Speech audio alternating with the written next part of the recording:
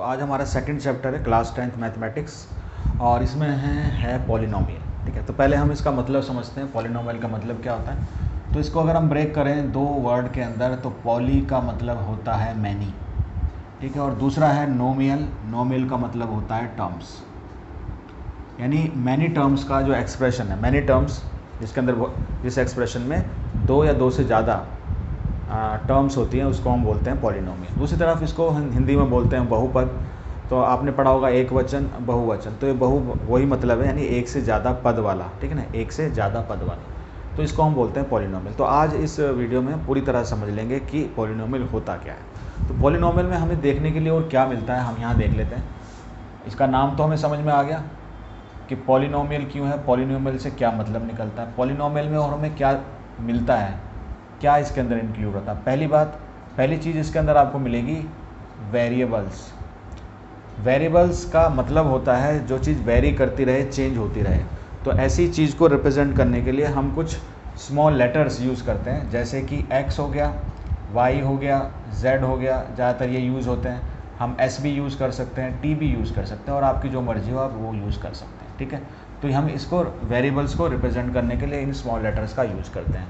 तो एक पॉलिनोमियल में आपको वेरिएबल्स मिलता है, और एक चीज़ और मिलती है, वेरिएबल्स के अपोजिट मतलब होता है जो चीज़ चेंज ना हो, वेरी ना करे, उसको हम बोलते हैं कॉन्स्टेंट्स। दूसरा कॉन्स्टेंट्स आपको मिलेंगे। अब ये कॉन्स्टेंट्स क्या होंगे, ये कॉन्स्टेंट होते हैं रियल नंबर्स। रियल नंबर्स, इससे पहला जो चैप्टर हमने पढ़ा था उसकी भी एक फुल वीडियो आप देख सकते हो, प्लेलिस्ट में है। ठीक है, तो ये रियल नंबर्स कोई भी वैल्यू लेकर आ सकते हैं, जो आप फर्स्ट चैप्टर में पढ़ चुके हो, रेशनल इरेशनल में से कोई भी नंबर इस कॉन्स्टेंट्स की वैल्यू को लिए हुए होते हैं। अब इनकी जो जगह है कॉन्स्टेंट्स की, वो दो जगह होती है ना। पॉलिनोमियल में ये दो जगह आते हैं। एक जगह तो इनको बोला जाता है कोफिशिएंट्स। क्या बोलते हैं? कोफिशिएंट्स। ठीक है, कोफिशिएंट्स और वेरिएबल के साथ होते हैं लिखे हुए, यानी मान लीजिए अगर एक्स क्यूब के साथ लिखें तो कोफिशिएंट ऑफ एक्स क्यूब कहलाएंगे, या एक्स स्क्वायर कहलाएंगे, या एक्स कहलाएंगे, जिसके वेरिएबल के साथ लिखे हों, तो ये एज ए कोफिशिएंट्स कहा जाता है।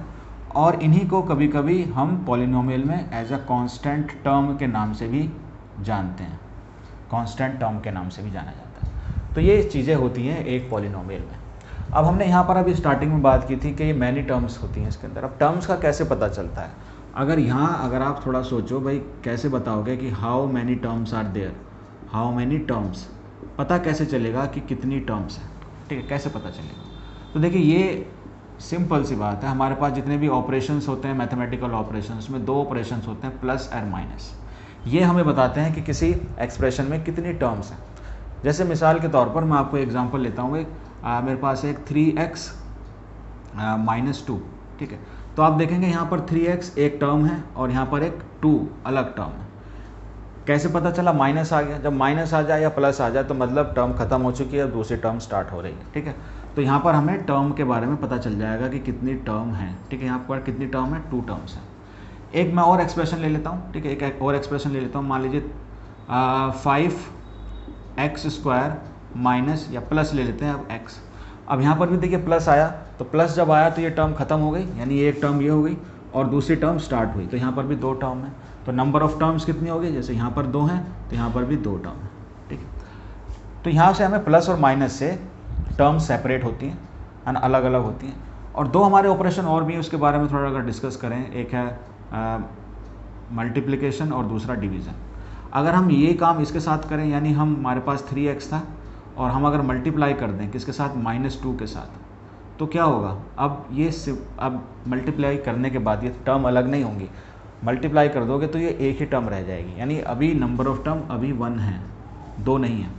मल्टीप्लिकेशन से टर्म नहीं बनती। ठीक है, इस तरीके से अगर आप डिवाइड करते, मान लीजिए 3x डिवाइडेड बाई, जैसे अब ये ले लीजिए, ये वाला एग्जांपल ले लें। अगर हम 5x² × x कर दें तो भी ये सिंगल टर्म ही होगी। डिवीज़न भी कर सकते हो आप, 3x डिवाइडेड बाई -2, तब भी ये एक ही टर्म होगी। अब इस वाले का अगर एग्जांपल लें, पहली टर्म ये थी और इसको इससे डिवाइड कर दिया, अब भी ये नंबर 1 टर्म। तो हमें कौन बताता है? ये प्लस और माइनस बताता है कि कितनी टर्म है। ठीक है, तो ये नंबर ऑफ टर्म का काम यहाँ पर आपको समझ में आ गया होगा। पॉलिनोमियल बिल्कुल समझ में आ जाएगा, जिसको बिल्कुल भी बेसिक से समझ में नहीं आता। ठीक है, तो यहाँ पर वेरिएबल हैं, कॉन्स्टेंट्स हैं। तो मैं एक एग्जांपल लेकर सारी चीज़ों को अब आपको यहाँ समझाने वाला हूँ। मैं एक एग्जांपल ले रहा हूँ एक पॉलिनोमियल का। जैसे मैं यहाँ एग्जांपल लेता हूँ एक 3x³ plus 2 plus 5x² minus 2x plus 3, ये एक पॉलिनोमियल है, ठीक है। अब इस पॉलिनोमियल में क्या होना चाहिए, एक तो वेरिएबल होना चाहिए, जैसे मैंने अभी ऊपर बताया आपको, वेरिएबल होना चाहिए, और क्या होना चाहिए, और इसके अंदर कॉन्स्टेंट्स होंगे कहीं, ठीक है। तो अभी बता दिया है और आप यहाँ पर समझ जाओगे। तो वेरिएबल देखो इसके अंदर कौन सा वेरिएबल यूज़ हो रहा है, तो यहाँ पर सभी में x आ रहा है, तो इसका वेरिएबल हो गया x।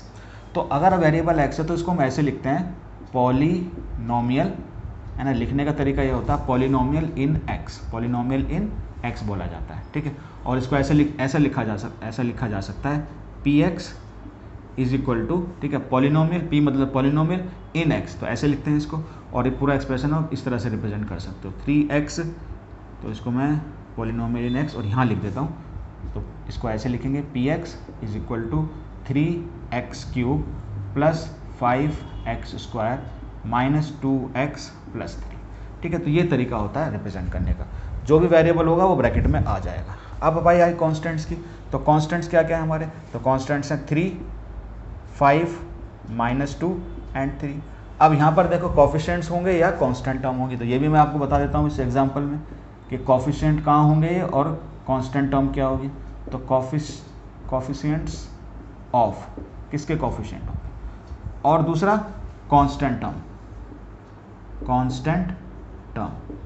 ठीक है। तो इसी एक्सप्रेशन में आपको ये बात पता चल जाएगी। देखिए यहाँ पर जो 3 है यानी ये वाला जो है ये कोफिशिएंट है किसका, x³ का। यहाँ पर जो प्लस 5 है ये कोफिशिएंट है किसका, x² का। यहाँ पर ये जो -2 है साइन के साथ आएगा ये, ठीक है, तो ये कोफिशिएंट किसका है, x का, ठीक है। और ये जो 3 है ये क्या है, ये कांस्टेंट टर्म है। That's it. तो आई होप इससे अच्छा आपको एक्सप्लेनेशन पॉलिनोमियल का, बहुपद का कहीं नहीं मिलेगा।